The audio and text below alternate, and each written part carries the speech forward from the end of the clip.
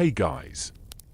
Tonight we gather close to a hearth that crackles with golden embers, promising a tale spun from ancient wool and whispered secrets.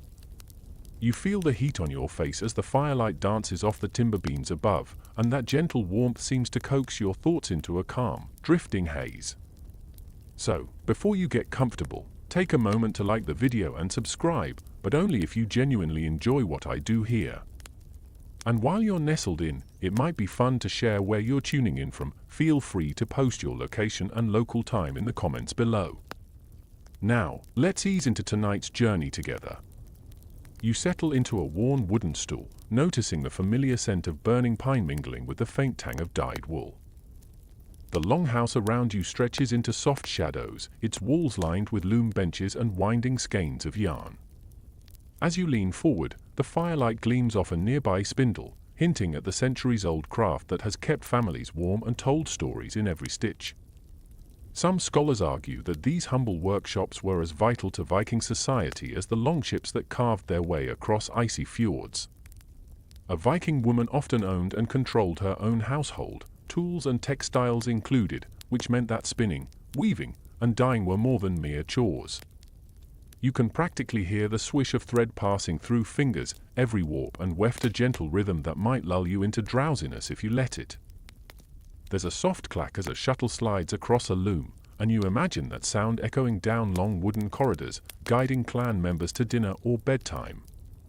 Whether you're an expert on Scandinavian sagas or just here to doze off, that steady musicality is nearly hypnotic. Beyond the practical warmth of these woven blankets lay a tapestry of lore. A fringe tidbit suggests that some women whispered runic spells to the wool, believing each stitch could shape fate itself. The fire flares unexpectedly, throwing a flicker of shadows that dance along the weaver's tools, combs, heddles, and bobbins, each instrument a partner in this quiet symphony. It's almost tempting to roll your eyes at the idea of magical knitting, but then again, if you've ever had a pearl gone wrong at midnight, you might believe in curses too. You remind yourself that Viking society wasn't just about battles and raiding, it thrived on crafts and domestic artistry. By the glow of this hearth, you sense that the spindle never truly stopped spinning, even as longships disappeared over the horizon with warriors bound for distant shores. A mainstream historical fact, some of the finest textiles found in Viking burial sites were likely produced by women whose identities have long since faded into myth. As the logs shift, sending a small cascade of sparks upward, you lean back and let the low roar of crackling wood settle into your ears.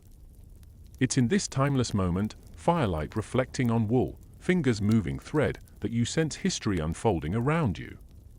Without noticing, you begin to imagine the loom maidens whose rhythmic songs once filled these halls, their melodies interwoven with the very breath of tradition. You almost expect to hear them sing, if only you could peel back the layers of time. Yes, because nothing's as exciting bedtime story like a deep dive into textile technology. Yet there's undeniable magic in watching these threads come together, easy to dismiss as mere practicality, but you'd be wrong to overlook it. The real enchantment lies in how these everyday tasks carried whispers of destiny, as if a cleverly tied knot could forecast the coming season or a carefully selected color could ward off misfortune.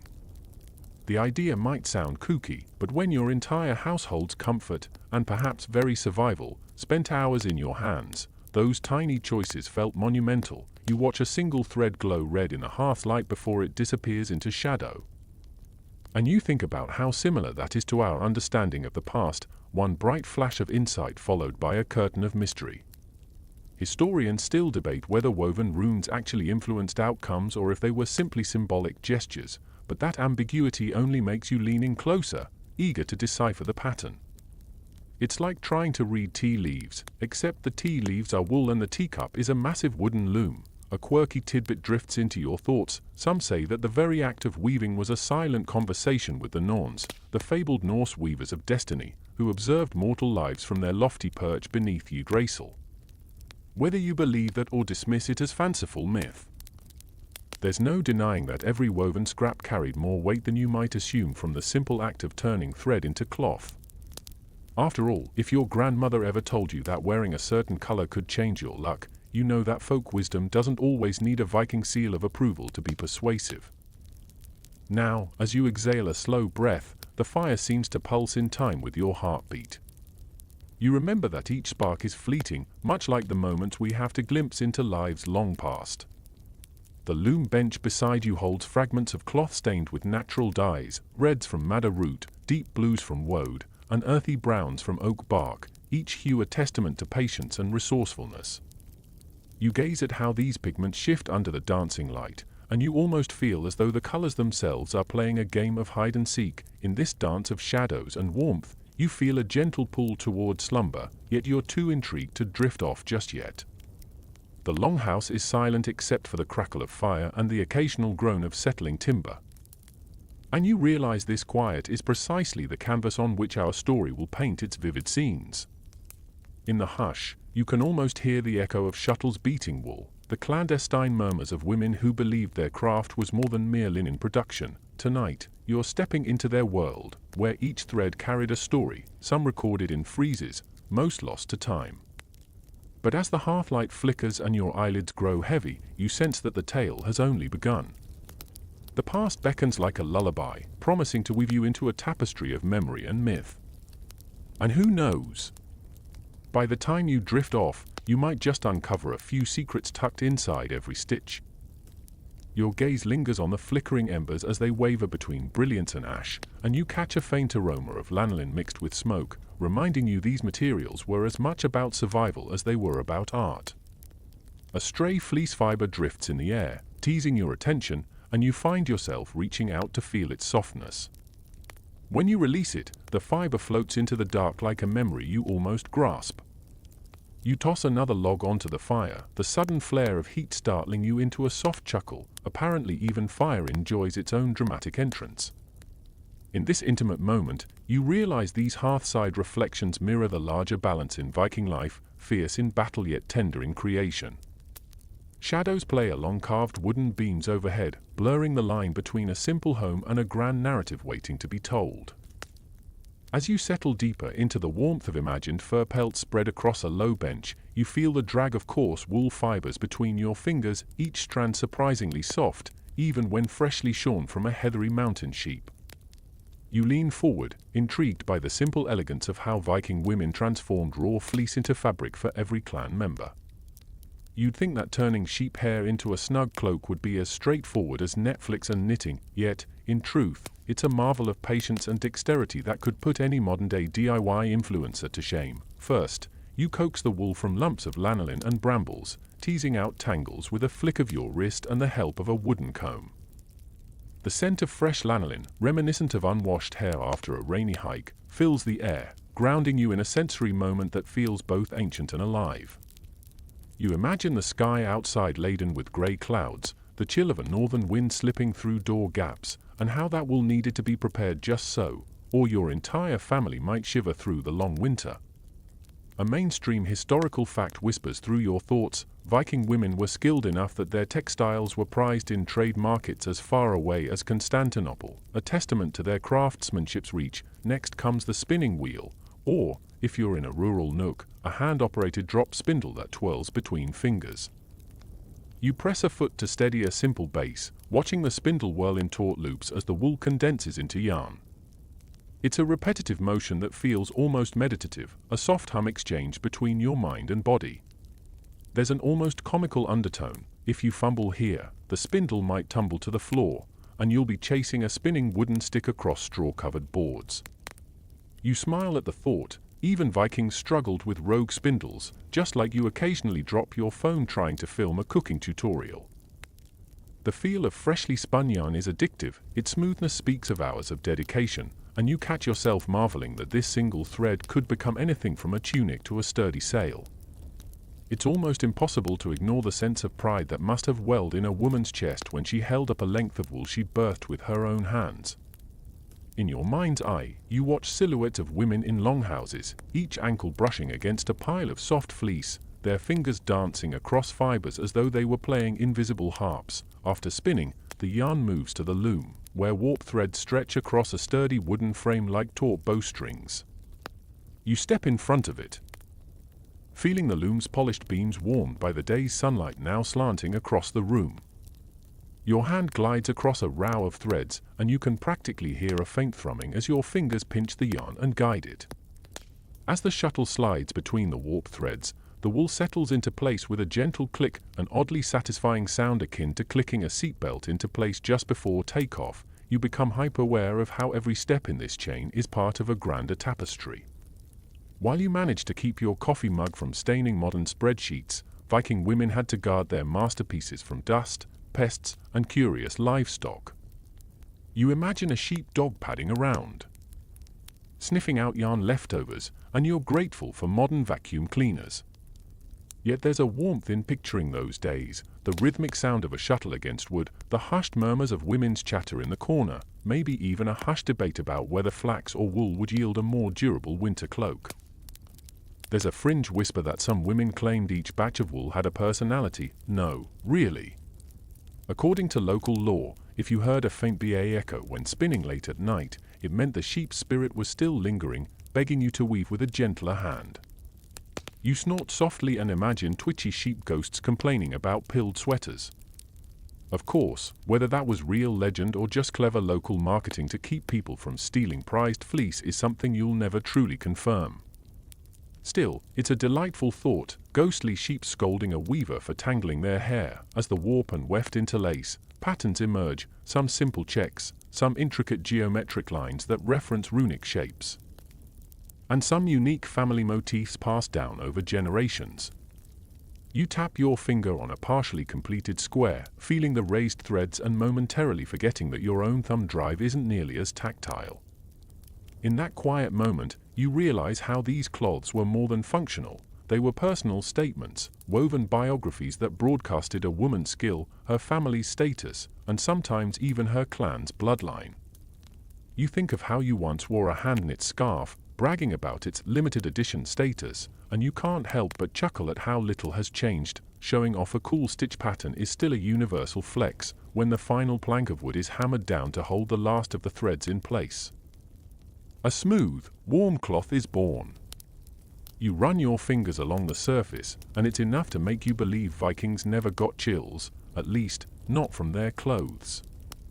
And these weren't just blankets for the bedroom. They covered horses, lined longships, and clothed kings during solemn ceremonies. It's almost staggering that what began as a distant bleating in a pasture ended as finely woven drapery adorning a chieftain's hall, whispered to contain the weaver's hopes for family prosperity.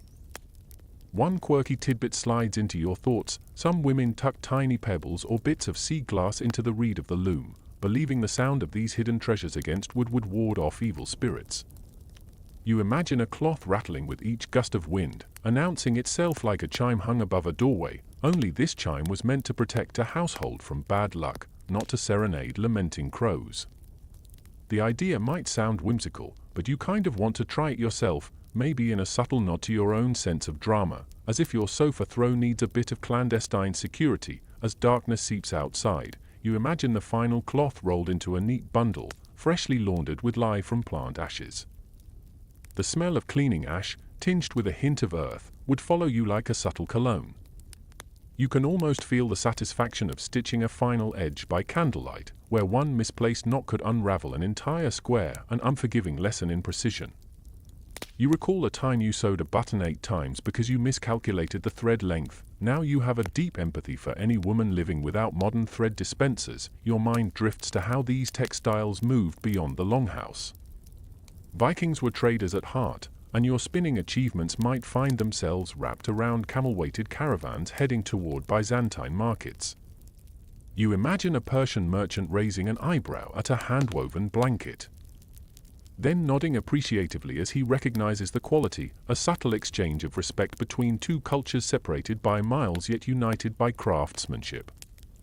It's a fascinating intersection. Your knitted beanie might travel no further than your front porch, but Viking cloths crisscrossed continents, carrying with them the pride and labor of their makers. Inside this longhouse, the laughter of children playing with yarn scraps and the gentle admonishments of elder women praising or correcting technique conjure a sense of community you hadn't noticed before. You feel the pull of nostalgic longing. The phrase "kids these days" pops into your head, wings of modern condescension fluttering rather than a scholarly debate, reserved for later chapters. You picture a rambunctious child snatching a handful of colorful yarn, popping it into her mouth before a kindly aunt scolds, "Not for eating, little one." Momentarily, you're grateful that your biggest textile-related mess these days involves tangled earbuds, not bleating toddlers trying to knit socks. You sense the weight of each finished piece, how a newly woven blanket would land in a dowry chest or how a length of cloth might signal a woman's readiness for marriage negotiations. You wonder if the act of weaving felt more like a meditative escape or a stressful reminder of responsibilities. Probably both, depending on the day. As you imagine countless women turning wool into garments, you sense a flow in your own chest, like a heartbeat syncing with the ancient rhythm of warp and weft. It's simultaneously grounding and exhilarating, as though you've tapped into a creative current stretching back centuries. Finally, you lean back and let your mind drift across fields of flax and flocks of sheep that once provided every fiber for these clothes. The hush of the loom still rings in your ears, and for a moment, you glimpse the broad shoulders of a woman gripping wool in one hand and a runic amulet in the other. You can almost hear her whisper into the air, "May this cloth keep you safe, keep you warm, keep your fate tethered to mine." Whether that was prayer or pure sentimentality, you don't know. But you feel oddly comforted by the thought that such effort and care went into every piece of fabric, something you seldom consider when you toss laundry into a machine.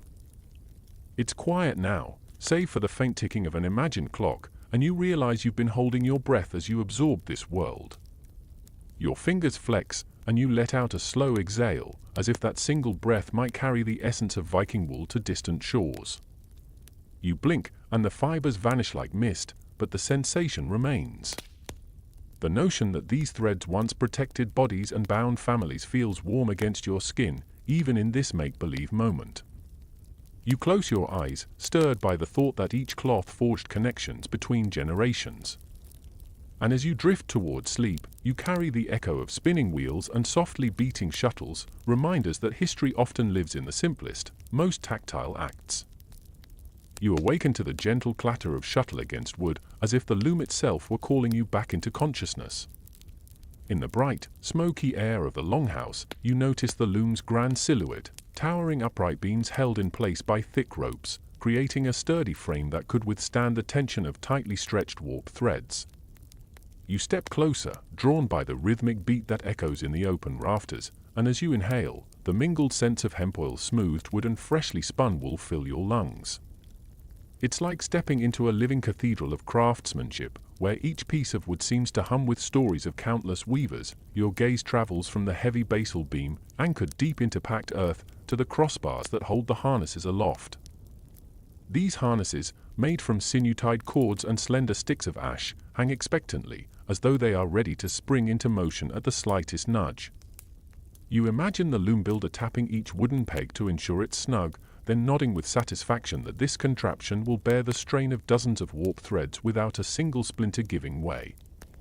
In that moment, you realize that Viking looms were marvels of practical engineering, forged from the very resources available around fjords and forests, ash, oak, and alder. As you run a finger along the smooth surface of a heddle rod, carved with faint notches marking its maker's signature, you wonder how many hands have touched this piece of wood before yours. Looms were often family heirlooms, passed down from mother to daughter, and you can almost feel a pulse tracing through the grain.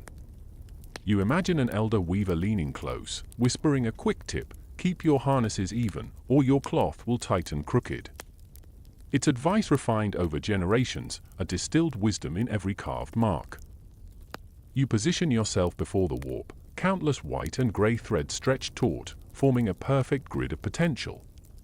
Each thread is looped around the bottom beam, wound onto a wooden warp beam at the back, and threaded through eyelets in the heddles, carefully counted and arranged to create the intended pattern.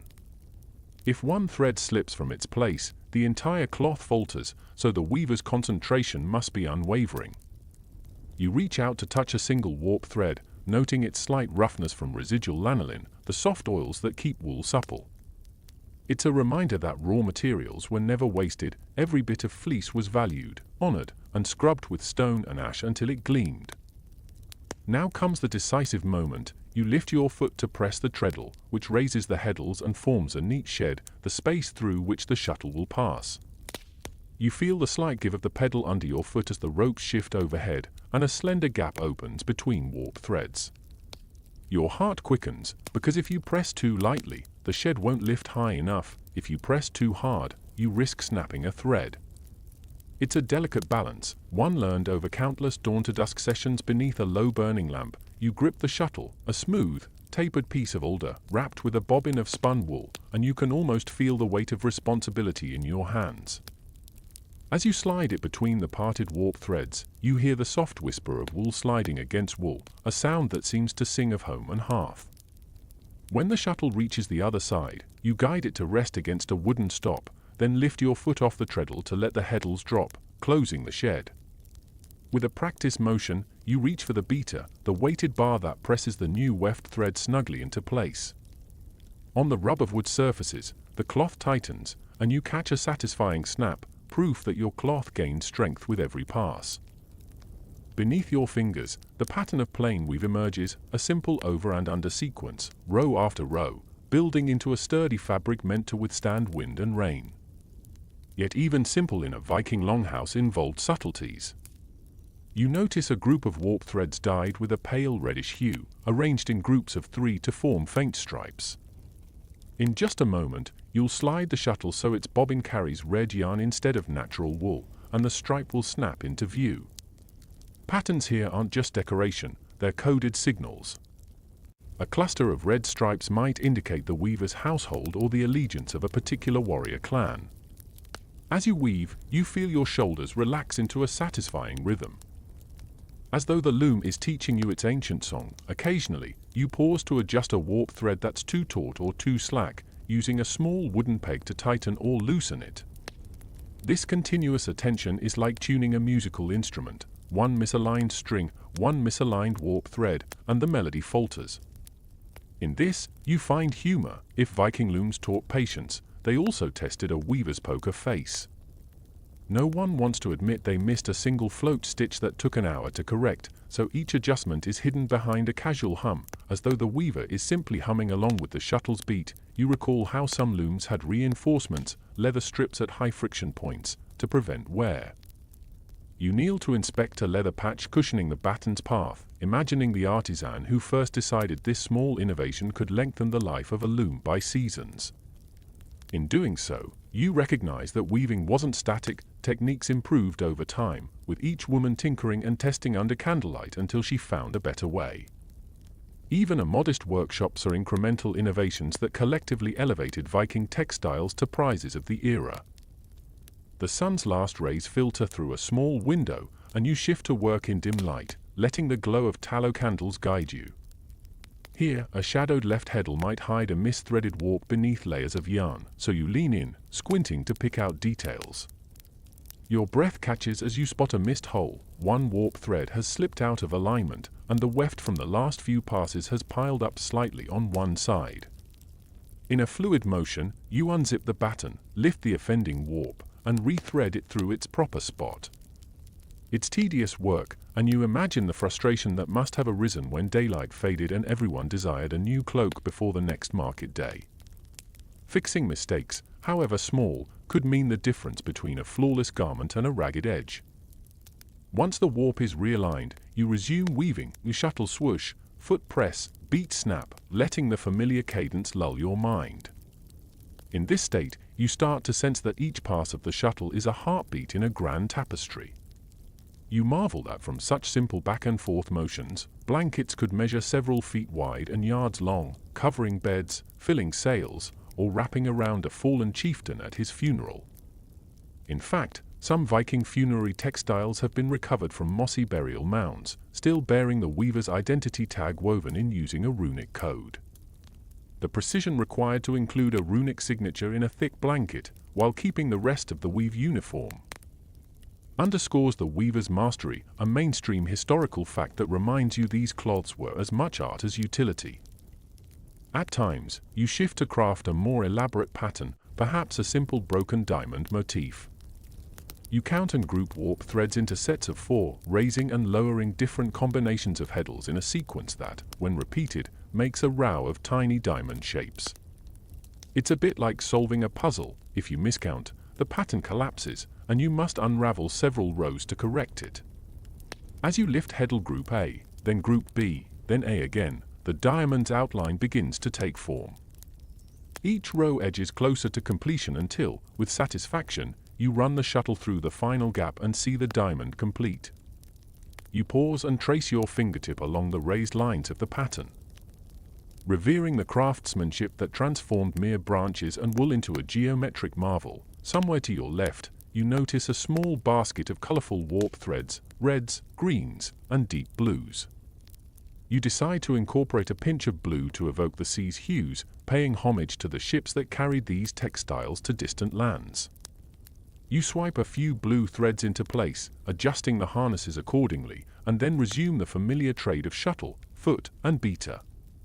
The vivid blue pops against the natural wool, like a spark of magic in an otherwise earthy canvas. It's an intentional choice. These color insertions serve to catch a traveler's eye at markets, to ripple like a promise of fine workmanship. Even if a weaver's skill was impeccable, without an eye-catching pattern, her cloth might remain unsold. The longhouse falls into near silence as daylight fully retreats, and you acknowledge that weaving in low light is a gamble. Yet by now, you trust your body's memory, your eyes have memorized the dance of threads, your hands know how to find the heddles by touch, and your ears can tell if a warp thread has snapped by the faint ping as it rebounds. And still, each time the shuttle slides out of your palm, you experience a moment of wonder. How could something built from simple wood, bone, and plant-based fibers produce something so durable, so essential? Even modern machinery has yet to replicate exactly the soft resilience of hand-woven wool made centuries ago. You tilt your chin up, sensing that you've been hunched over far too long, and stretch your shoulders. The scratch of wool against wood reminds you flexing matters when weaving. After hours at the loom, you develop muscles no treadmill routine could replicate. Your arms are steady, and each motion, pick, beat, throw, feels gloriously second nature. The weaver's posture communicates confidence, as though the loom is an extension of her body, and in this moment, you glimpse that merging of flesh and timber. As you wind a bobbin of new weft yarn, you notice a tiny carving etched into the shuttle, the outline of a raven soaring above a braided knot. You realize that this shuttle belongs to someone else, perhaps the master weaver of this hall, who believed the raven to guide her through creative blocks. The knot, an endless loop, symbolizes continuity and protection. You slide the shuttle from your hand and feel a pang. In an era where runes and symbolism carried weight, this humble carving might have been the weaver's personal talisman, adding layers of meaning to each blanket made. It's a quiet reminder that weaving wasn't just labor, it was intertwined with belief, art, and personal identity. Finally, you carve out a provisional edge from the cloth, clipping the warp threads neatly and fastening the fringe with a simple overhand knot. As you hold up the partial fabric to inspect the evenness of weave and color consistency, you're struck by the knowledge that this piece, half of a blanket, really, already contains more hours of work than you spend binge-watching an entire TV season. You tuck it aside as you adjust the warp beam, preparing to roll fresh thread for the next venture. Your fingertips tingle from the constant tension of the fibers, yet there's a profound satisfaction in knowing that each motion, each carefully positioned thread, will serve to keep someone warm on a frozen morning. Long after you've left this place, before you step away from the loom, you pause to consider a quirky tidbit whispered among historians. Some looms in remote farmsteads were anchored with animal bones, believed to strengthen the loom's connection to ancestral spirits. You imagine a goat's tibia pressed beneath a loom's foot, transfusing each blanket with protective energy. Whether that practice was common or merely the stuff of travelers' tall tales remains uncertain, but you can't help smiling at the thought of weaving in company with your spiritual forebears. As you take your leave, the loom stands silent, save for the gentle creak of its ropes settling. In the hush, you hear the fire crackling in the adjoining hall. A warm invitation to rest.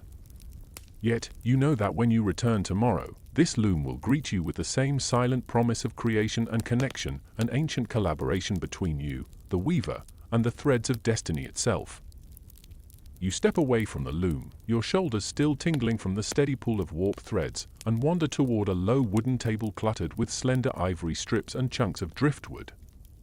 The fire's glow spills across these surfaces, illuminating small etching tools, a bone awl, a flint scraper, and a few iron-tipped styluses. As you lean in, you notice rows of delicate runic characters carved into thin pieces of bone, each symbol precise, each line bearing a faint sheen from the grind of countless hands. You can almost feel the careful pressure required to incise those angular grooves, as if each stroke held the weight of ancient thought. You pick up a strip of whalebone, cool and slightly odorous of brine, and trace a rune with your fingertip, a straight line bisected by angled slashes.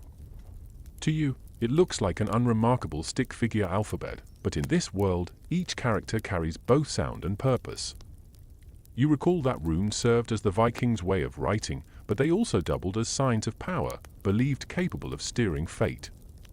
When a weaver inscribed runes into a spindle or a loom's shuttle, it wasn't merely for decoration, it was an invocation, a silent plea that this vessel guide its owner's work toward good fortune. Leaning closer, you see the runes taper to sharp endpoints, each point carved deep enough to cast a tiny shadow. The angle of each slit isn't random, it decides whether you're writing the rune for strength or protection, or perhaps the sea or the hearth. You can practically sense the hum of latent power beneath each symbol, as though the wood and bone have become conduits to the unseen forces the Vikings revered. A mainstream historical fact floats to the surface of your mind. Archaeologists have uncovered countless rune-inscribed artifacts from burial mounds across Scandinavia, suggesting that these items traveled with their owners into the afterlife, carrying their voices forward even after death. You reach for a small chunk of older wood, a section of a broken weaving batten, from which someone has begun to carve a set of runes down its length. By running your thumb over the grooves, you feel the subtle raised edges where softer wood has worn away. You envision a loom maiden pausing mid-pattern, her shuttle held aloft, closing her eyes as she intones a quiet chant, breathing intention into each mark.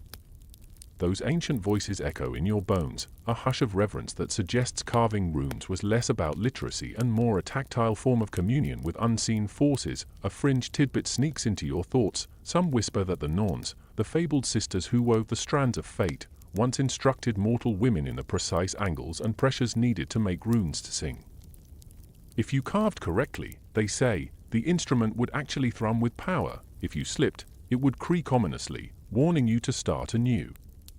You roll your eyes at the idea, imagining an awl whining like a disgruntled sheep if you flub a stroke, but you can't deny the thrill that the thought of a living, breathing tool brings to your mind. You set aside the older carving and pick up a polished piece of bone, probably from a sheep's jaw, that has runes etched on one side and curious knot patterns on the other.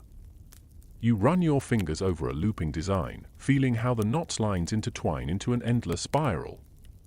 You know that knots often symbolized continuity and protection. When paired with a rune for home, it created a powerful talisman guarding the household. In this, you sense an almost seamless marriage between artistry and practical superstition, an unassuming fixture in daily life capable of harnessing otherworldly safeguards. A slight breeze rustles the tapestry hanging nearby, carrying scents of older smoke and damp earth. You recall walking through coastal forests where driftwood collected along riverbanks, the source material for many such carvings. It's wild to imagine a piece of wood carried by tides across miles, only to be reclaimed and repurposed by a weaver who would imbue it with runic energy. As you lift the driftwood piece, you notice faint barnacle marks still clinging to its surface, and you think how every carved object was one link in a long chain of natural and spiritual connections. The sea delivered the wood, the weaver turned it into a conduit, and now it sits here, preserving echoes of ancient rituals. The table's flickering glow reveals a half-completed bone amulet in the shape of a small disc. Someone has meticulously drilled a single hole at its top for stringing, and a series of runes spiral outward from that center. You pick up the disc and hold it against the amber glow, recognizing the rune for luck at its core, encircled by those for health and prosperity. It's clear this amulet was meant to be worn or draped somewhere in the longhouse, to draw benevolent energy inward. You can't help smiling at the thought of this unassuming talisman, tucked deep under a bed pile to keep nightmares at bay, both ancient security blanket and wearable art.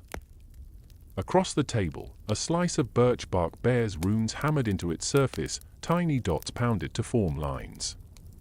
The bark's edges are curled, as though it's been peeled and stored for years. You can almost hear the soft scraping sound of a bone stylus peeling away thin layers of bark before setting the pounded dots.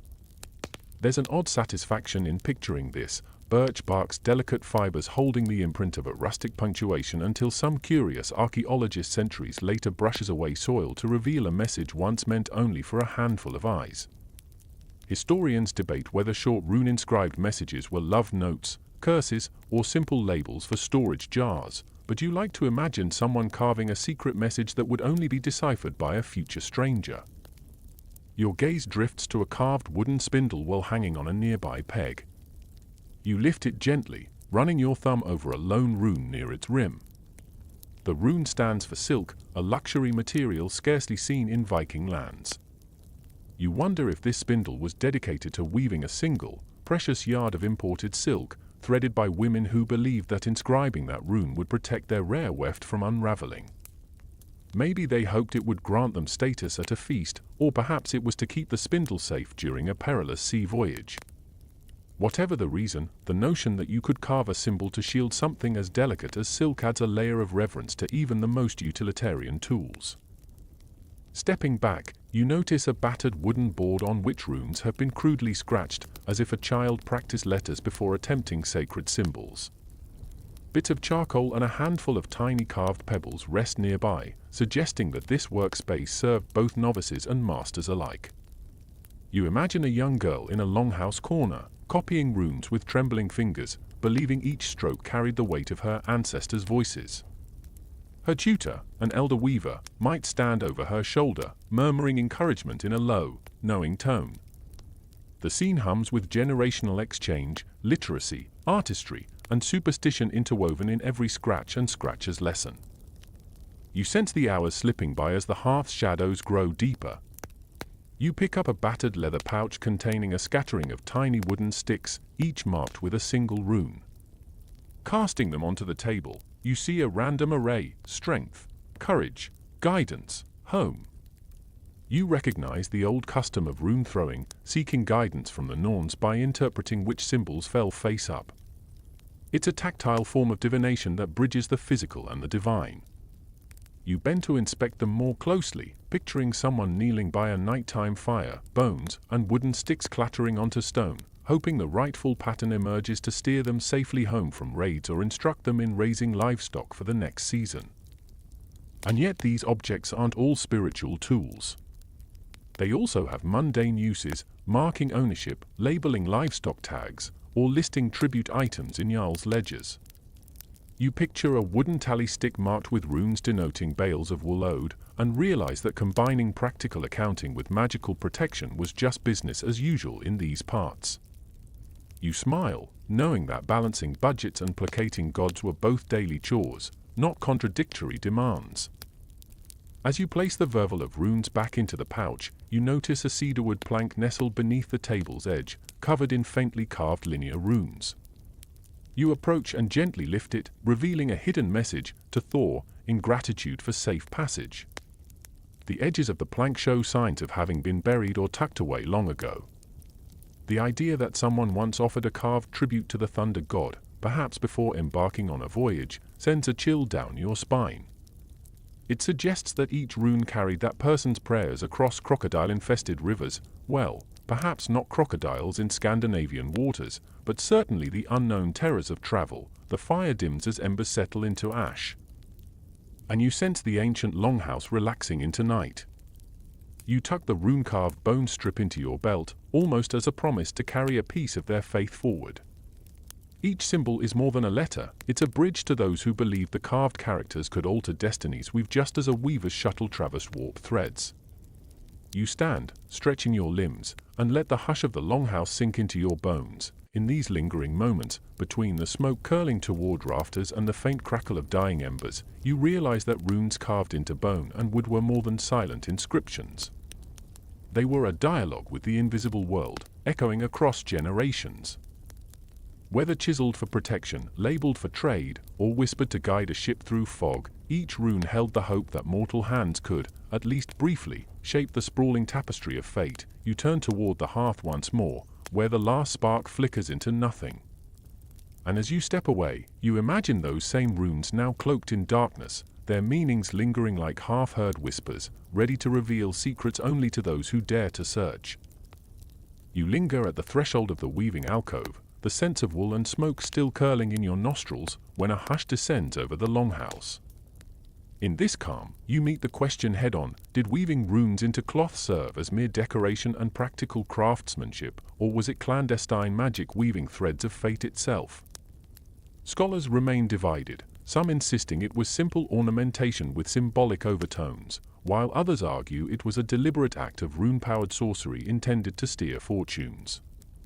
As you place a hand on the warp threads, you feel the tension between these views, as though the very fibers quiver under the weight of debate. You draw closer to a half-finished tapestry draped over a low bench.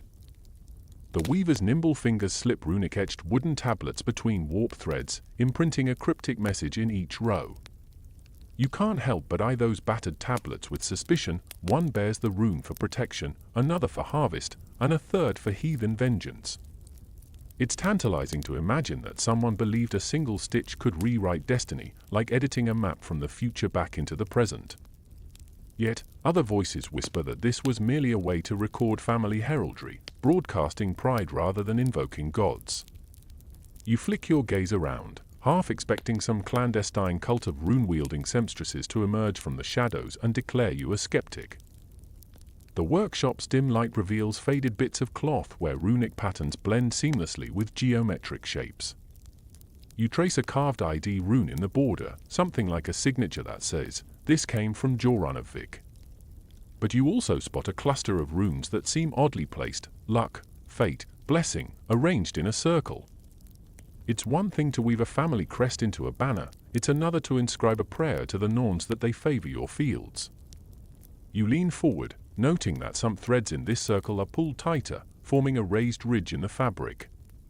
It's subtle craftsmanship, yet the extra effort suggests reverence rather than mere artistry. You settle on a low stool beside the loom, letting your legs dangle lazily while your eyes adjust a detail. As you study the tapestry, a faint breeze from an open door makes the cloth flutter, revealing how light and shadow play across the runic forms.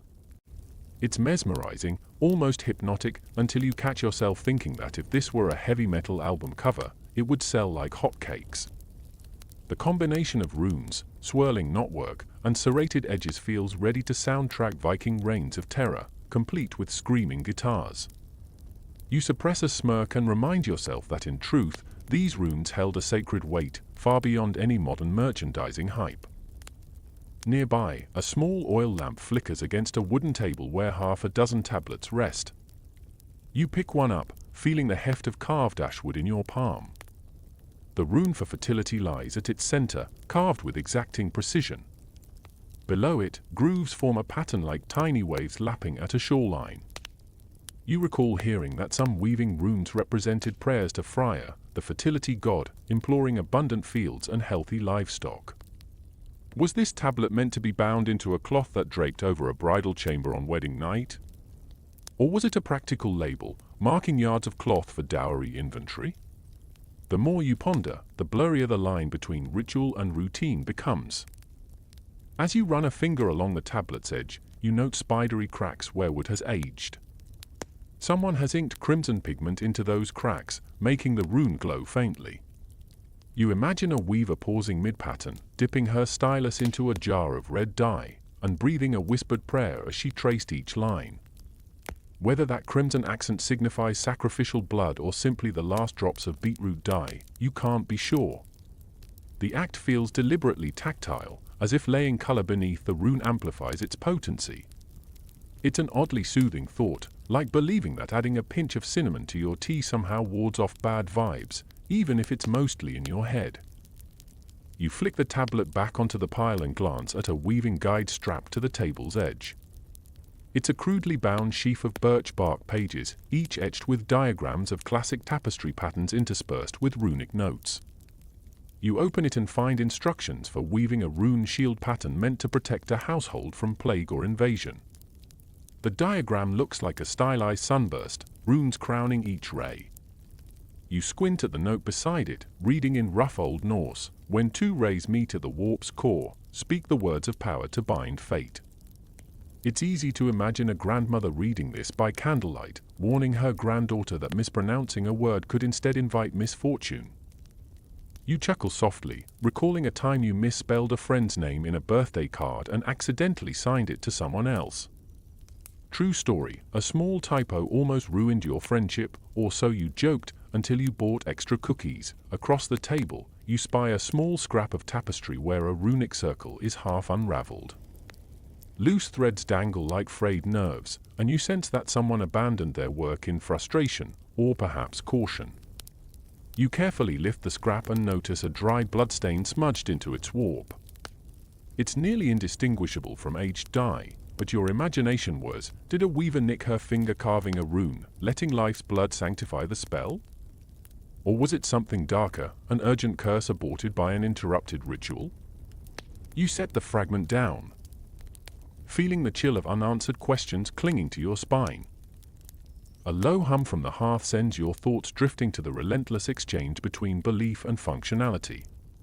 Some craftsmen in this era insisted that runic weaving was a masterful way to record family histories, embedding genealogies in every fold. They argued that turning your life story into cloth guaranteed your legacy would endure as long as the warp held strong. Others, however, claimed that runes carried metaphysical weight, that weaving them into a tapestry prescribed actual change in a person's destiny. They'd wave a hand dismissively at critics, insisting skeptics just couldn't see the magic in plain sight. The debate is alive and well, echoing across centuries. Does imprinting a rune alter reality? Or does it merely reflect a belief in a higher power? You glance at a loom nearby, where a golden brown piece of cloth is just beginning to show runic motifs in its border. The weaver's quick foot motions propel the shuttle like a boat skimming waves, each pop of the beater like a steely heartbeat syncing with your own. You stretch a hand out, almost touching the weaving, but then hesitate. It strikes you that these runic inscriptions are ephemeral, only as enduring as the cloth itself. Once the fabric frays or is washed away, the runes vanish. Yet, if they truly influence fate, perhaps their magic lingered in the action set into motion by earlier prayers, carried in memories even after the threads disappeared. The fire's glow intensifies as someone feeds a fresh log into the hearth, and you shift to peer more closely at a set of tablets laid out on a leather mat.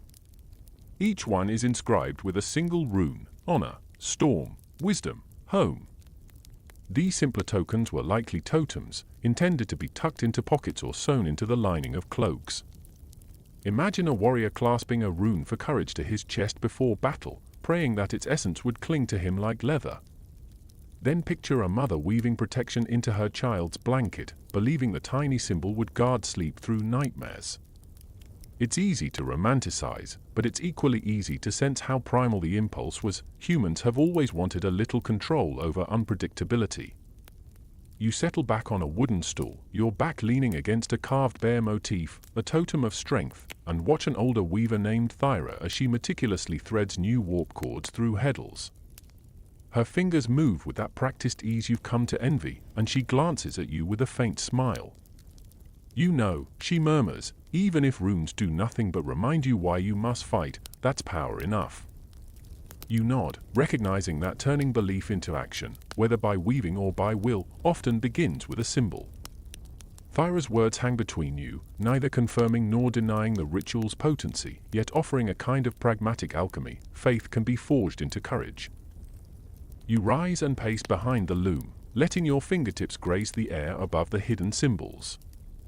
The longhouse's rafters creak as the evening wind picks up, rattling shutters and bringing in a chill that makes your skin prickle. From somewhere beyond the walls, you hear the distant mourn of an animal, maybe a fox in the night, reminding you that nature's currents are as unpredictable as human lives.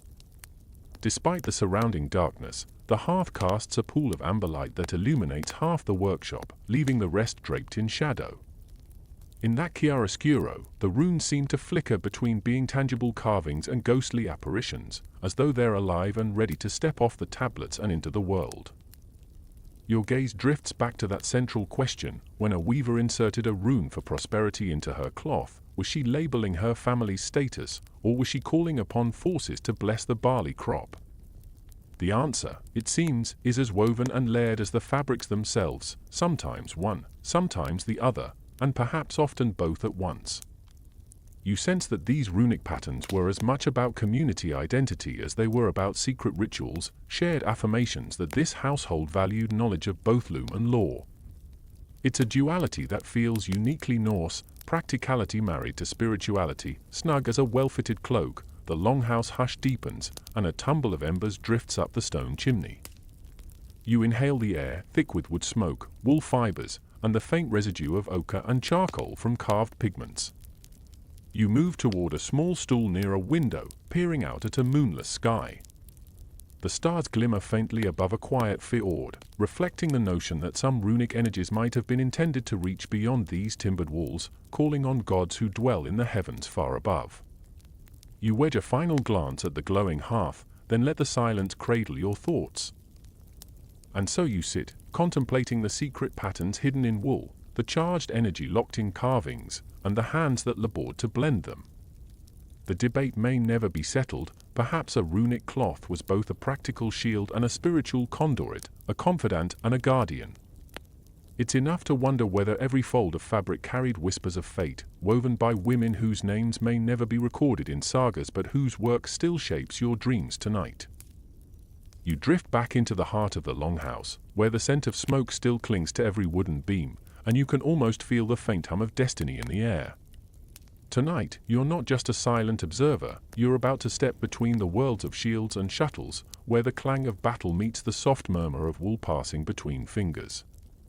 Legends tell of shield maidens whose war cries echoed across fjords, their steel axes raised high, and yet their valor was said to be bound to runic patterns woven by loom maidens hidden away in rear chambers. You lean in closer, as if the whisper of that connection might drift through the smoke and straight into your ear. Imagine you're pacing the courtyard of a chieftain's longhouse at dawn.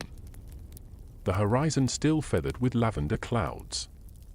A warrior woman, perhaps clad in a linen tunic beneath leather greaves, stands barefoot on frost-kissed stones, tightening the laces of her boots as she eyes the horizon.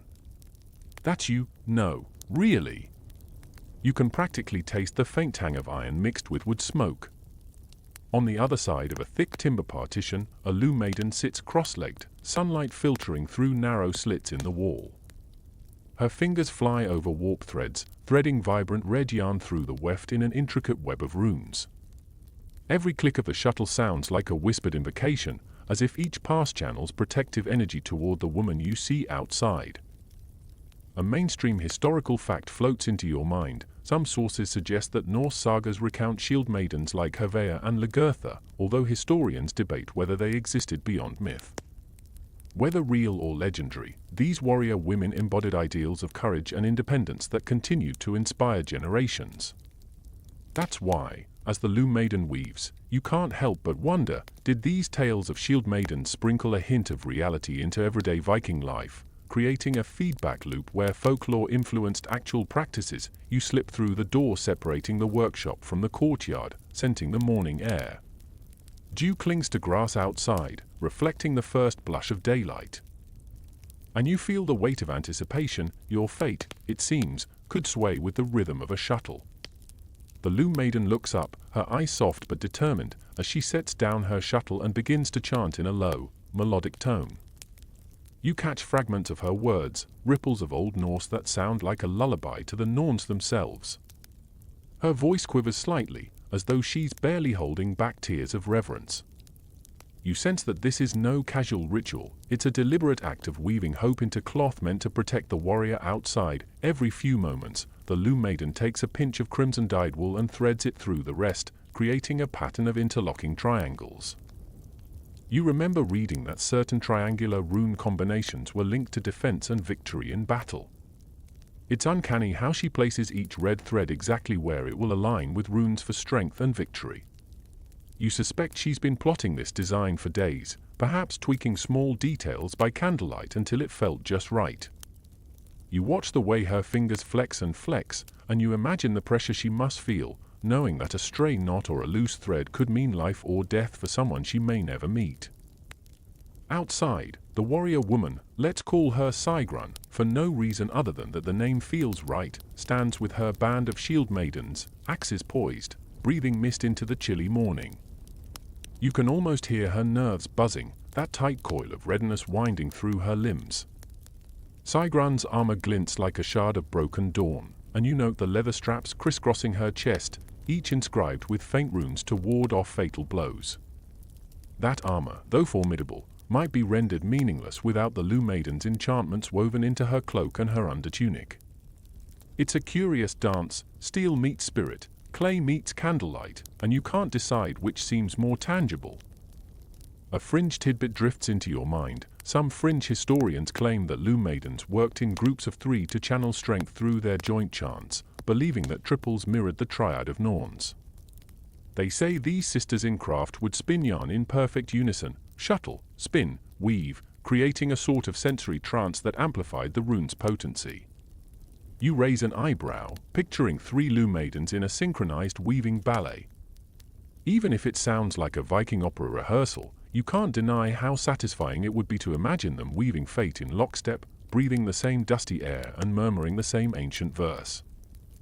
Back in the courtyard, you spot Sigrun adjusting her helm, keenly aware of the weight of expectation pressing on her shoulders, expectations that extend far beyond her own veiler.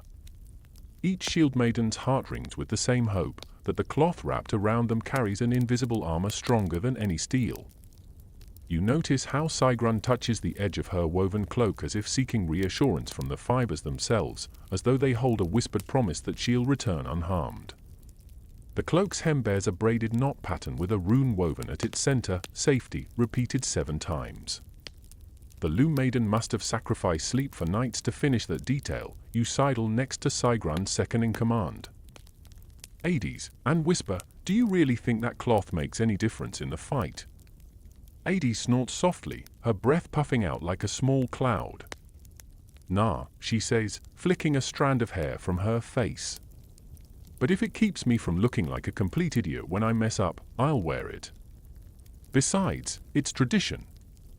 You chuckle, picturing Hades clambering onto a bench back at home, chanting runes over a half-woven length of canvas as though she were auditioning for a choir. It's easy to dismiss it as quaint tradition, but there's a spark of pride, an unspoken acknowledgement that these woven tokens, real or not, bind the community together.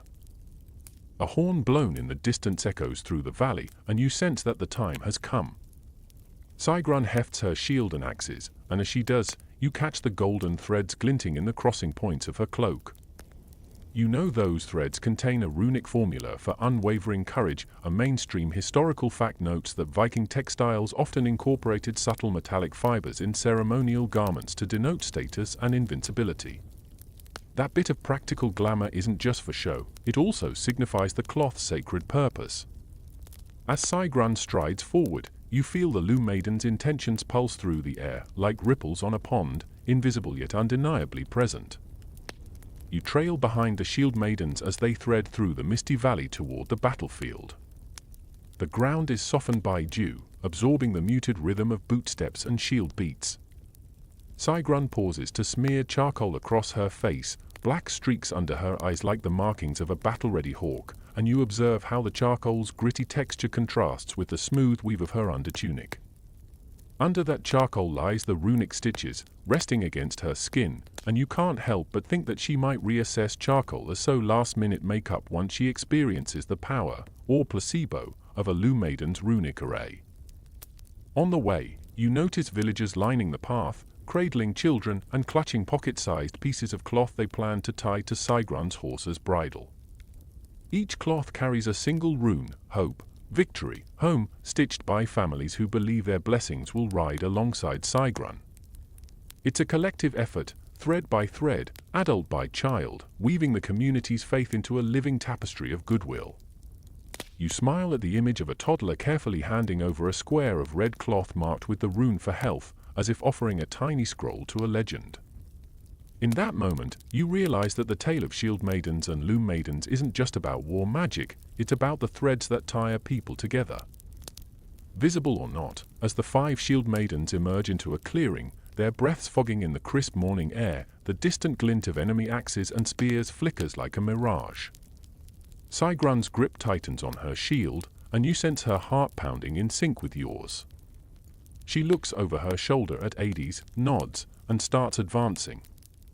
At her back, you glimpse the small emblem of woven runes on her cloak's clasp, a silent reminder that her courage isn't just born from muscle and metal but also from something softer, more intricate, and perhaps more enduring. You hold your breath as the two sides clash, a cacophony of steel ringing off shields, horses rearing, and battle cries ripping through the morning calm. Yet, even amid the chaos, your focus zeroes in on Sigrun. Each time she raises her shield against a thrust, she seems to hesitate for a fraction of a second, as though she's remembering the Loom Maiden's low chant that echoed in her mind. And at that moment, her eyes flash with unshakable resolve, as if she's channeling a quiet confidence rooted in every stitch of her woven garb. When the skirmish spills back and forth across broken ground, you stay close enough to feel Sigrun's breath hitch when a spearhead slices through a nearby shield. A gush of adrenaline surges through your veins, and it's impossible to know whether the cloth is doing anything truly magical or just keeping her distracted from panic. But as she fells an opponent with a practiced swing, you see the determination blazing in her eyes, and you wonder if that alone was enough to honor every prayer the Loom Maiden whispered into wool. Hour drifts into hour, and as the sun arcs closer to midday, the fighting slows. Breath heaves, shields lay cracked and splintered, and you see Sigrun collapse to one knee. Nearly spent. She pulls back the edge of her cloak, pulled taut across her torso, revealing threads that have frayed and smudged with sweat and blood, yet still hold firm. That cloak, once pristine, now bears scars of battle, but those battered runic patterns seem to glow just a bit brighter, as though fueled by every heartbeat Sigrun has gifted them. After the dust settles, survivors limp away, and the wounded are tended to by cloaked healers chanting verses you can't quite decipher. You stand beside Sigrun as she leans against a splintered stump, breathing in ragged gulps of air. Her gaze drifts to the edge of the battlefield, where the Loom Maiden stands at a distance, hands clasped in silent prayer. Sigrun's lips curve into a faint, grateful smile, and you realize that whether the runic weaving exerted real influence or simply reminded her of home, the outcome doesn't diminish the power of belief. You trail behind as Sigrun limps back to the longhouse, each step a testament to endurance and the bond between shield and shuttle.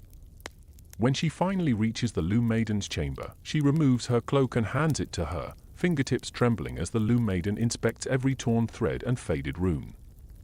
The Loom Maiden's brow furrows, and you sense a pang of remorse in her eyes, perhaps for the cloak's damage, or perhaps for the weariness of woven hope laid bare. She dips a tuft of wool into a small pot of dye and presses it to a tear in the fabric, whispering a soft apology or blessing, you can't tell which. As you step away, the Loom Maiden begins methodically rewinding the warp threads to repair the cloth, humming a new chant to mend both fabric and spirit. Sigrun watches her daughter, because, of course, that Loom Maiden is her daughter, with a mixture of fatigue and pride. You catch their glance, an unspoken exchange that no words could capture, an acknowledgement that what transpired between loom and battlefield defies simple explanation. You smile softly, imagining that maybe, just maybe, some threads are stronger than steel when woven with love and intention. In this merging of worlds, where shuttles and shields intersect, you sense a truth deeper than any historian could pronounce. Whether woven runes actually imbued shields with invincibility or simply filled hearts with resolve, the nexus of Shield Maiden and Loom Maiden remains a testament to how courage and craft coalesce. As you close your eyes, the echo of that Loom Maiden's chant lingers, a gentle lullaby you'll carry into sleep, reminding you that the lines between legend and reality often blur beneath flickering flame.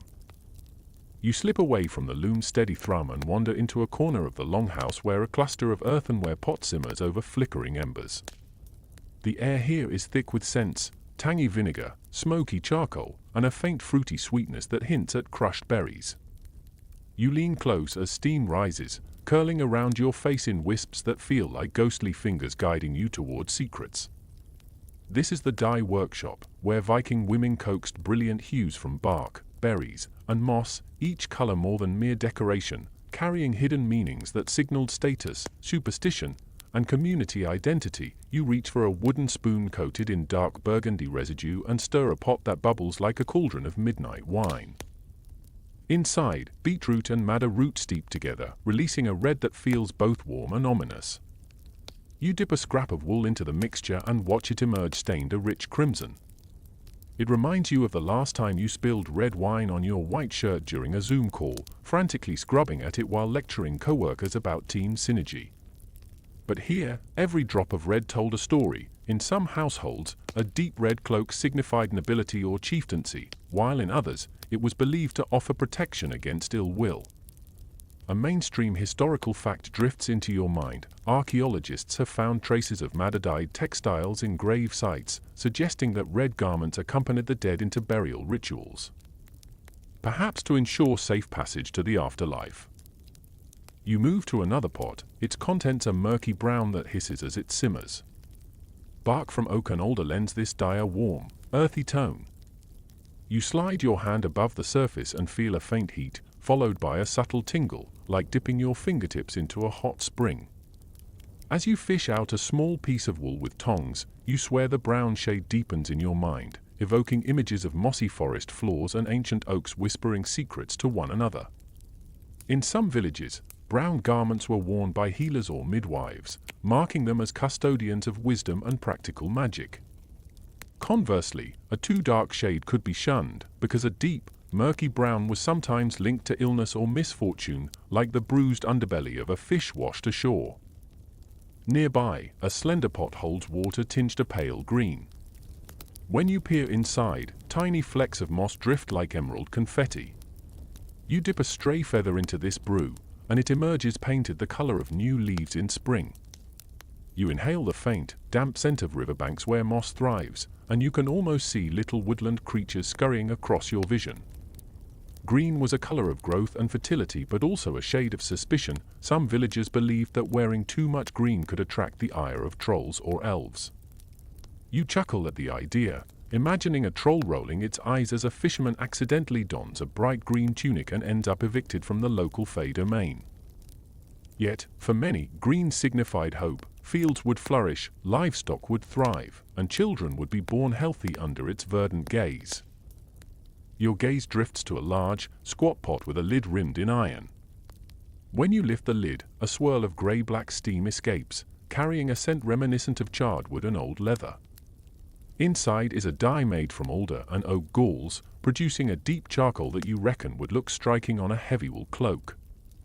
You imagine a warrior slipping this cloth over her shoulders as she trudges through a rain-soaked forest, the charcoal hue blending seamlessly with storm clouds. The odd thing is, this black dye also conveyed an air of solemnity. In some regions, black garments signaled mourning, while elsewhere, they denoted power and enigma. A black cloak could ward off prying eyes, masking intentions and creating an aura of authority. But slip it up, and you risked unsettling neighbors who believed black drew misfortune like iron to a magnet. Beside these bubbling cauldrons sits a shallow wooden vat filled with a pale yellow liquid.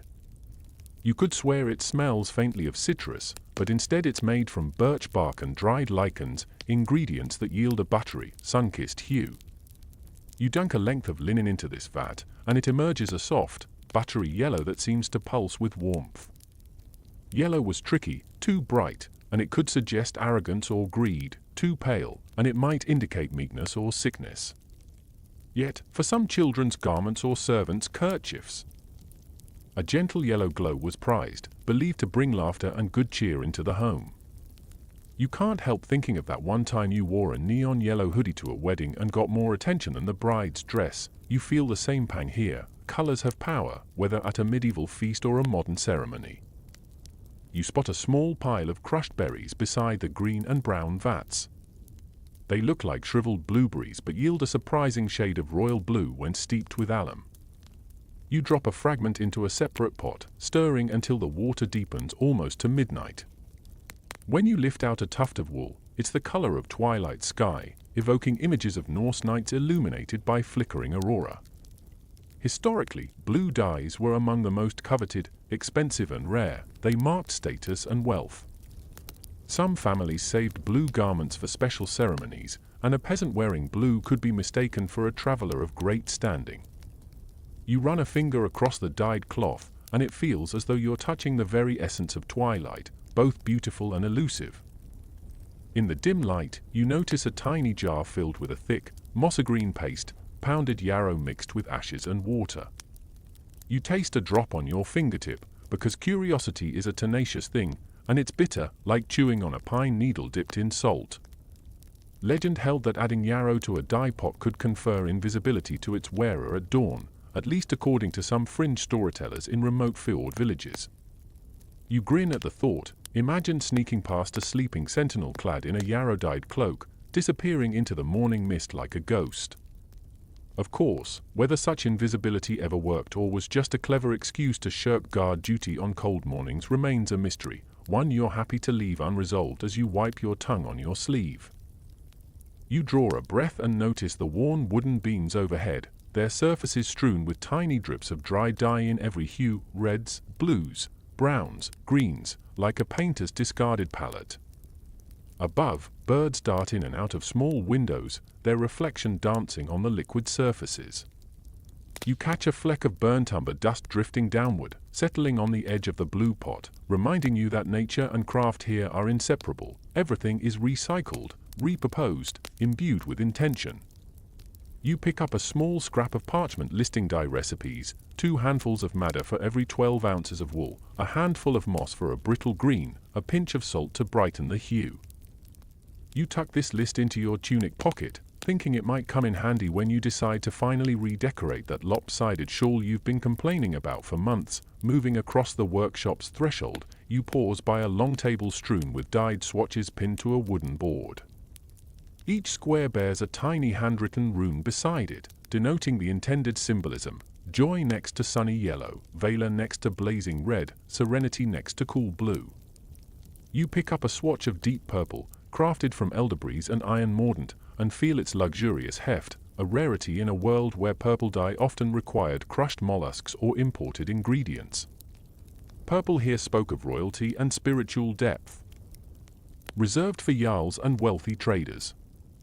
You imagine wrapping a newborn prince in that royal fabric, believing the dye's sacred aura would guide him toward wisdom. Needless to say, not many could afford such finery.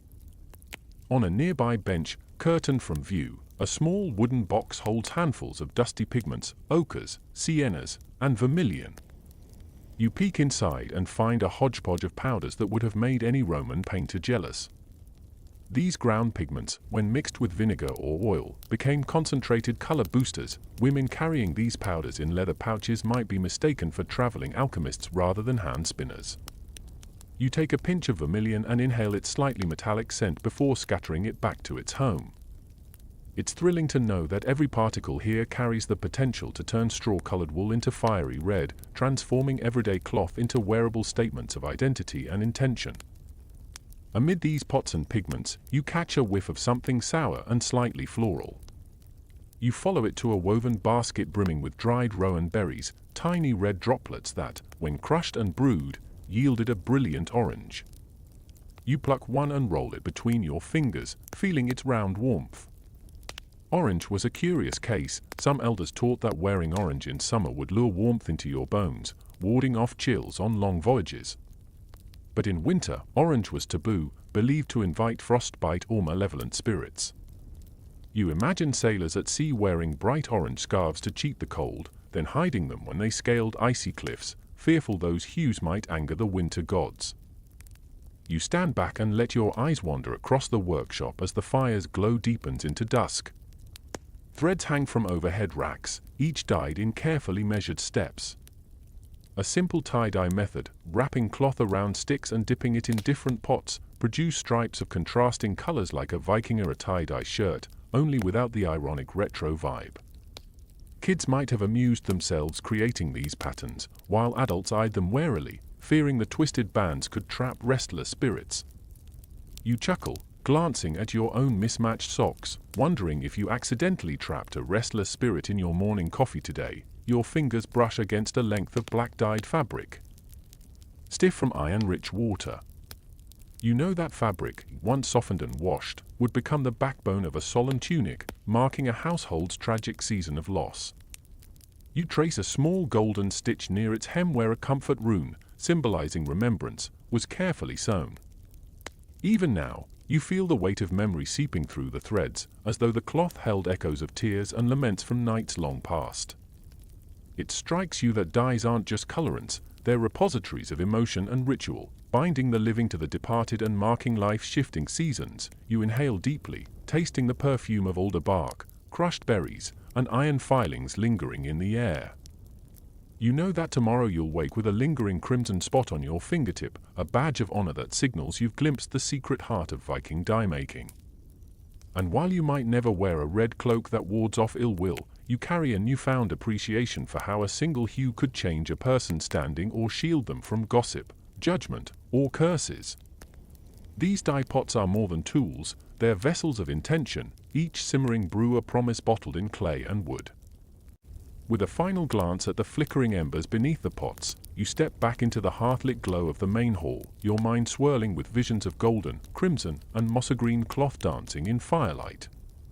You sense that tomorrow, when you wake, you'll remember the weight and warmth of every hue, knowing that each color, steeped in superstition and status, once worked its own subtle magic in the world of Vikings. You drift back into the longhouse, though the night seems to have crept inside ahead of you, unfurling its shadows across beams and rafters as if it, too, bears witness to these final threads. The hearth is a smoldering hush now, embers glowing like the last glow of memory, and as you settle onto a low bench, you sense that this hour has nothing left to teach you, only to let you feel. Tonight, you will watch the loom's final offerings be drawn into the quiet, and in each thread, you'll find whispers of all the lives carried through these walls, across the room. Even as the other women murmur low good nights, your fingers trace the grain of a nearby shuttle as if testing whether its magic lingers. It feels cool to the touch, though the earth beyond the walls still holds warmth from the day's sun. Your mind runs through the tapestry of images you've seen, the loom maiden humming at dawn, the shield maiden's cloak torn in battle, the runes carved into bone and bark, the burial cloth steady weight in your lap, the runes cast in circles of stone. Each image is like a stitch in the world's vast fabric, and now they're all gathering around you in the dim. You notice the oldest weaver, Thyra, lingering by the empty loom. Her movements are deliberate as she releases tension from the warp, letting the thread slump against the frame-like size of long-kept secrets. You recall that some historians debate whether Viking women truly wove their destinies in these patterns or were simply recording stories that fate had already set in motion. An open scholarly debate hovers here. Did the weavers guide the Norns, or were they merely chronicling what those fabled sisters had already spun? Thyra's hands slide along the fallen threads, untangling them as if they were memories, coaxing each fiber into rest. You rise and step toward her, drawn by that image of the loom laid empty for the last time. As you approach, you see that the threads still shimmer faintly in the emberlight, pale blues like fjord waters, deep reds like the final pulse of a heartbeat, earthy browns and mossy greens that echo forests now muted beneath frost. A mainstream historical fact surfaces. Some fragments of Viking textiles recovered in burial sites were remarkably well preserved by peat bogs, offering rare glimpses into the colors and weaves that brightened longhouses centuries ago. These remnants remind you that, though their creators have passed, their artistry endures in fragments of cloth that still reach out to scholars and dreamers today. Thyra dips her fingers into a small bowl of lanolin and strokes it over the threads, nourishing them as though they were living. It occurs to you that these fibers, once coiled around shuttles and looms, have carried the sweat and songs of innumerable women. That the wool which softened in hushed chambers, danced through fingers at midnight, and cooled against warm skin in the cradle, each thread nonetheless holds layers of intention, blessing, protection, memory. You feel a ripple of something in your chest, a recognition that these mundane strands were, for their makers, threads of legacy, faint echoes of voices that refuse to fade. Beside you, the women assemble small bundles of the last scraps of cloth and loose threads, tying them with bits of twine. These remnants, they explain, will be housed in the clan's memory chest, an oak box bound with iron rings and sealed with runes. It's said that, Over time, these leftovers of weaving become like genealogical tags, signaling who contributed to which fabric, who wove for which bride or warrior, who offered blessings and prayers. You tuck a tiny scrap of crimson into the pocket of your tunic, imagining that in some distant future, someone may find it and feel your presence, too. A fringe tidbit floats into your mind. Some women clandestinely threaded stray hairs from loved ones into key parts of a garment, around cuffs or hemlines, as a way to carry a piece of that person into every day. Whether or not it actually conferred any magical benefit, the thought of weaving hair into cloth feels personal, an intimate act that transformed clothing into trusted confidant. You find your fingers brushing the hair atop your own wrist and contemplate how, centuries from now, someone might wonder whose lock of hair lay within that crimson scrap you've secreted away. The hearth settles into a smoldering hush, and the rafters creak softly, as though the longhouse itself sighs at the close of another era. You sit among the women as they softly chant an old lullaby that threads through the hush like smoke. It's a melody older than any written record, words that some scholars argue were adapted from pre-Viking oral traditions carried across northern Europe. This lullaby, they say, shaped lullabies that followed to medieval courts and cottage hearths alike. And yet, no one truly knows its origins. The verses drift on the wind, their beginnings lost in mists. As the last note falls, you see Thyra bow her head to the empty loom. She then rises, taking up a length of cloth embroidered with runes, the final tapestry. Its colors are impossibly rich in the emberlight, Rugos diamonds woven with golden tears. Runes for home and family spelled out in crimson braids, and at its center, an interlaced knot that resembles a spiraling universe. You realize this cloth embodies the story of this longhouse's women, a chronicle of births, marriages, losses, and defiance. You stare at the central knot until your vision softens, as though the woven pattern is dissolving into mist, and suddenly you see Thyra's wrinkled face, then the loom maiden at dawn, then Sigrun's battle-worn cloak, then babies wrapped in funeral linens. You reach out to touch the tapestry, your fingers grazing the raised threads. You can almost feel the faint thrum of intention, a silent pulse that says, "Remember us." You want to speak, to offer a vow that you will carry these stories beyond this night. But words feel inadequate, as though you might shatter the hush with something too loud. Instead, you let your palm rest on the woven knot, and in that gentle pressure lies every unspoken promise that these memories will not unravel. Thyra nods at you, her eyes glimmering with starlight. She steps away, leaving you alone with the cloth. You watch as she withdraws toward the door and floats into the darkness, her silhouette a wisp of generations. The longhouse stands silent, and in that silence, you sense that fate hangs suspended, held by these embroidered threads that scholars still debate. Were they records of what was fated, or incantations to shape what must come? It doesn't matter in this moment. The tension remains, humming between the fibers and the rafters like a final, breathless chord. The candle beside the tapestry guttered and fell to its side, extinguished by a lazy draught. Darkness claimed the room, leaving only the faintest glow from the embers. You rise, taking the tapestry in your arms, and feel its weight settle across your shoulders. Its strings fall against your chest, each symbol pressed near your heart. In that moment, you feel the pulse of countless women, some long dead, some breathing somewhere far away, all woven into this cloth. You stand in the pitch, clutching that final tapestry as if it's the last thread connecting you to all who came before and all who will follow. You know that, eventually, dawn will break, and this tapestry will be rolled and stowed among the memory chest's wooden walls. But for now, it's yours to hold, to honor. It's a promise that threads of memory, though fragile, can be stitched into night and carried across time. As you step outside into the cool air, the tapestry muffles whispers of wind. Above, stars shimmer like tiny runes etched on the black sky, each one a pinhole in the veil between worlds. You lift your gaze, thinking that if you could only trace their patterns, you'd find your own place among these constellations made of fire and fate. You imagine weaving a thread from this tapestry into that sky, tying your story to theirs. But instead, you let the cloth rest against your chest, feeling its warmth seep into your bones. Tonight, the final threads have been woven. And though the debate may endure, scholars will continue to argue whether these runes shaped history or simply recorded what was already written in the Norn's ledger. There is no question that every stitch held a memory, a prayer, a heartbeat.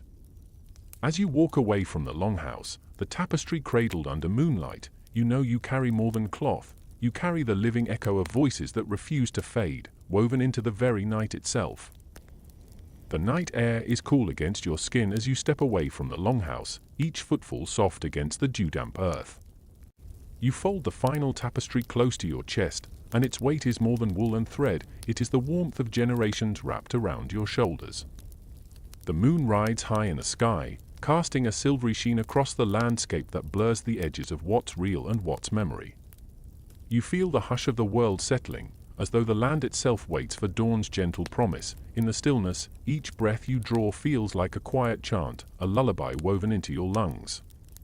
Fog drifts across the fields like ghostly tendrils, and you sense that somewhere in its mist are stories untold, waiting for their own hands to weave them into being. There is no urgency here, only the comforting weight of knowing that every thread has a purpose, every weave carries a prayer.